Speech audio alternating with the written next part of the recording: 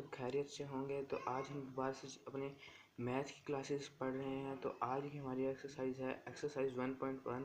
उसका हमने पार्ट 2 करना है। जैसा कि हमने पिछले एपिसोड में पार्ट 1 कर लिया था, यानी पिछले लेक्चर में हमने पार्ट 1 कर लिया था, तो आज हम उसका पार्ट 2 यानी क्वेश्चन नंबर 2 कर रहे हैं। तो चलें शुरू करते हैं हम अपने क्वेश्चन नंबर 2 को। तो हमारे पास क्वेश्चन नंबर 2 क्या दिया गया है? Separate rational numbers from the following. Separate rational number from the following. तो हमने इसमें से रैशनल नंबर और इर्रेशनल नंबर को अलग अलग करना है कि हम देखना है कि कौन से रैशनल नंबर हैं और कौन से इर्रेशनल नंबर हैं। तो चलो हम आते हैं अपनी एक्सरसाइज की तरफ। तो शुरू करते हैं हम अपनी एक्सरसाइज। तो हमारा क्वेश्चन नंबर 1 क्या है? 22/7। 22/7। अब आप सबको यही लग रहा होगा कि ये पाई की वैल्यू है, लेकिन पाई की वैल्यू ये नहीं है। पाई की वैल्यू आप सब समझते हैं कि पाई की वैल्यू इर्रेशनल नंबर होती है, तो ये भी इर्रेशनल होगा, लेकिन ऐसा नहीं है। इसी वजह से मैंने ये सवाल कर रहा था ताकि आप सबको समझा सकूं कि पाई अलग चीज़ है और 22/7 अलग चीज़ है। तो पाई तो हमारे पास होता ही इर्रेशनल है, लेकिन जो 22/7 है ये इर्रेशनल नहीं है हमारे पास। वो क्यों नहीं है उसको हम देखते हैं। तो हम इसको 22/7 को डिवाइड करते हैं। डिनोमिनेटर अंदर रहेगा, डिनोमिनेटर बाहर रहेगा। तो डिनोमिनेटर से हमने जब 22 को हमने जब डिवाइड किया है तो 7 3 are 21। उसके बाद हमारे पास 1 बचता है, तो 7 1 पॉइंट लगाएंगे, 0 लगाएंगे। 7 1 are 7।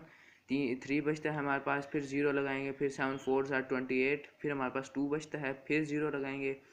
फिर 2 इस तरह करते करते हम आगे आगे। अब हमें यहाँ आप सब कह रहे होंगे कि हम पॉइंट के बाद थोड़े डिजिट बाद रुक जाते हैं जब तक नंबर रिपीट नहीं हो रहे थे, लेकिन 22/7 के अंदर हमें ये देख रहे हैं, आप सब ये देखते होंगे कि 3.142857 फिर 14 दोबारा रिपीट हो रहा है, यानी 28 यहाँ पे 30 के बाद 28 दोबारा आ रहा है। इस वजह से हम यहाँ पे 14 यानी हमारे ये नंबर्स दोबारा से रिपीट हो रहे हैं। तो ये टर्मिनेटिंग नंबर है और टर्मिनेटिंग नंबर रैशनल नंबर की टाइप है, तो इस वजह से ये नंबर रैशनल है। It is a rational number. ठीक है बच्चों, इसके बाद आ जाते हैं हम अपने दूसरे क्वेश्चन की तरफ। अब हमारे पास दूसरा क्वेश्चन क्या है? Square root of 14। Square root of 14 बच्चों। तो अब हमने इसका क्या करना है? अब स्क्वायर रूट जहाँ पर भी आएगा आपने सीधा सीधा अगर आप ये कॉन्सेप्ट अपना बिठा लेंगे तो आपको इस नंबर में गलती नहीं होगी। जहाँ पे भी आपको स्क्वायर रूट के अंदर कोई ऐसा नंबर दिख जाएगा जो परफेक्ट स्क्वायर नहीं है, जो किसी का भी परफेक्ट स्क्वायर नहीं बनता, यानी 2 2 are 4। अब 4 2 का परफेक्ट स्क्वायर है, यानी हम 4 को जब 4 का हम स्क्वायर रूट लेंगे तो वो पूरा 2 आता है। तो ये हमारे पास ये 2 का हमारे पास परफेक्ट स्क्वायर आ जाता है 4। लेकिन 14 हमारे पास कोई भी ऐसा नंबर हो कि जिसके अंदर 14 आता हो। अगर कोई हमारे पास ऐसा नंबर है, देखते हैं। 2 2 are 4, यानी 4 उसका स्क्वायर हो गया। 3 3 are 9, 4 4 are 16। अब 16 बढ़ गया है लेकिन 14 कहीं पे भी नहीं आया, तो 14 हमारे पास परफेक्ट नंबर नहीं है, परफेक्ट स्क्वायर किसी का भी नहीं है। तो जो नंबर परफेक्ट स्क्वायर नहीं होता वो रैशनल नंबर नहीं होता, वो इर्रेशनल नंबर ही होता है। अगर आप इसे डिवाइड करके देखना चाहें तो आप डिवाइड करके भी देख सकते हैं।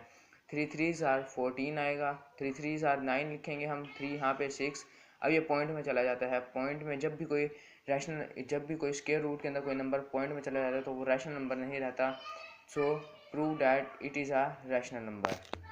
ओके बच्चों, यहाँ तक आपको समझ आ गई है। ये था हमारा क्वेश्चन नंबर 2। आप पीछे वाले एक्सरसाइज को भी ध्यान से पढ़ेंगे, देखेंगे, समझेंगे, तो ही आप करेंगे ये सारी एक्सरसाइजेज। आप तभी मैथ समझ पाएंगे, तभी आप 8th क्लास में अच्छे नंबर हासिल कर सकेंगे।